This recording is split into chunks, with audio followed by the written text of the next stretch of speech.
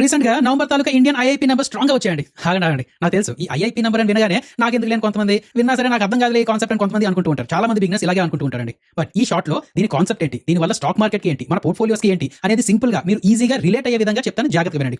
First అసలు ఈ IIP అంటే index of industrial production. Simple గా చెప్పాలి అంటే మన దేశంలో ఉన్న ఫ్యాక్టరీస్, మైన్స్, పవర్ ప్లాంట్స్ ఇవన్నీ ఎంత బాగా పనిచేస్తున్నాయి, ఎంత ఎక్కువ గూడ్స్ ప్రొడ్యూస్ చేస్తున్నాయి అనే దానికి ఒక మెజర్మెంట్ ఈ ఐఐపీ. ఎగ్జాంపుల్ చెప్పాలంటే మీ ఇంట్లో ఎలక్ట్రిసిటీ మీటర్ ఉన్నది, మీరు ఎంత పవర్ వాడుతున్నారో చెప్తూ ఉంటుంది కదా. అలాగే ఈ ఐఐపీ నెంబర్ మన దేశంలో ఎంత ప్రొడక్షన్ జరుగుతుందో చెప్తుంది. ఇది కూడా ఒక ఇండికేటర్ అనమాట.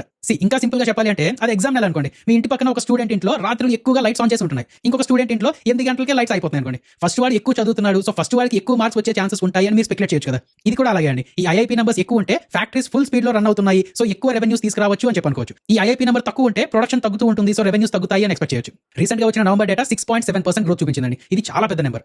అయితే దీన్ని ఇంకా ఈజీగా అర్థమయ్యే విధంగా, మీరు రిలేట్ అయ్యే విధంగా ఇది స్టాక్ మార్కెట్ కి ఒక కంప్లీట్ గుడ్ న్యూస్ ఏంటి అనేది చూద్దామండి.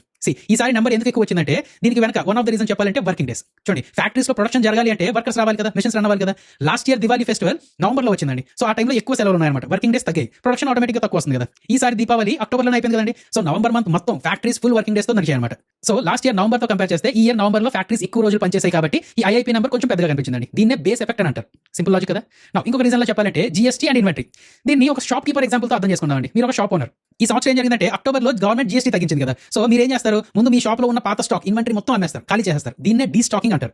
ఒక్కసారి ఈ స్టాక్ మొత్తం అయిపోయాక ఏం చేస్తారండి, మళ్ళీ కొత్త స్టాక్ ఆర్డర్ పెడతారు కదా. సో నవంబర్ లో షాప్ ఓనర్స్ అందరూ మళ్ళీ కొత్త గూడ్స్ ఆర్డర్ పెట్టారన్నమాట. దీన్నే రీస్టాకింగ్ అని అంటారు. ఎప్పుడైతే ఆర్డర్స్ పెరుగుతాయో ఫ్యాక్టరీస్ ఎక్కువగా ప్రొడ్యూస్ చేయాలి కదా, అందుకనే ఈ ఈవే బిల్స్ అని ఇలాంటివన్నీ పెరిగాయి అనమాట. మ్యానుఫ్యాక్చరింగ్ యాక్టివిటీ పెరిగింది, సో ఐఐపీ నంబర్స్ జంప్ అయ్యాయి.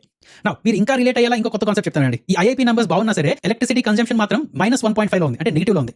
జనరల్ గా ఫ్యాక్టరీస్ బాగా పనిచేస్తే కరెంట్ ఎక్కువ వాడాలి కదా, మరి ఎందుకు తగ్గిందండి? ఇక్కడ రీజన్ ఏం చెప్తున్నారంటే టెంపరేచర్.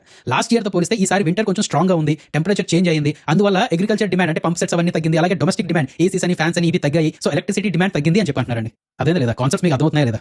అసలు ఇన్వెస్టర్ గా మీకు దీని వల్ల యూజ్ ఏంటి? ఈ ఐఐపీ నెంబర్ 6.7% వచ్చిందండి.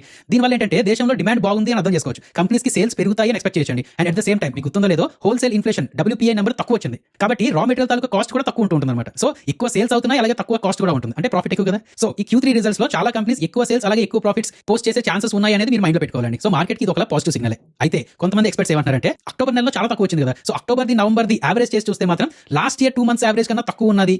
సో ఈ డిసెంబర్ మంత్ ది కూడా చూసి ఒకసారి ఈ క్వార్టర్ తాలూకా యావరేజ్ కూడా చూసి లాస్ట్ క్వార్టర్ తో కంపేర్ చేసి అప్పుడు కూడా నిజంగా బాగా ఎక్కువ వచ్చిందంటే అప్పుడు యాక్టివిటీ పికప్ అయిందని కన్ఫర్మ్ చేసుకోవచ్చు అంటున్నారండి. అప్ ట్రెండ్ లోకి వెళ్ళిందని అనుకోవచ్చు అంటారు. So final point, December month తాలూకా ఐఐపీ నెంబర్స్ కూడా చూసి ఇలాగా మంచిగా వస్తే ఈ ఇండస్ట్రీస్ యాక్టివిటీస్ పెరుగుతున్నాయని అర్థం చేసుకోవచ్చు. అదేనా లేదా? ఏం చెక్ చేయాలి, ఎందుకు చెక్ చేయాలి అర్థమైందా లేదా? సో నెక్స్ట్ ఐఐపీ నెంబర్స్ వచ్చేటప్పుడు ఎలా చూడాలో తెలుసు కదా మీకు.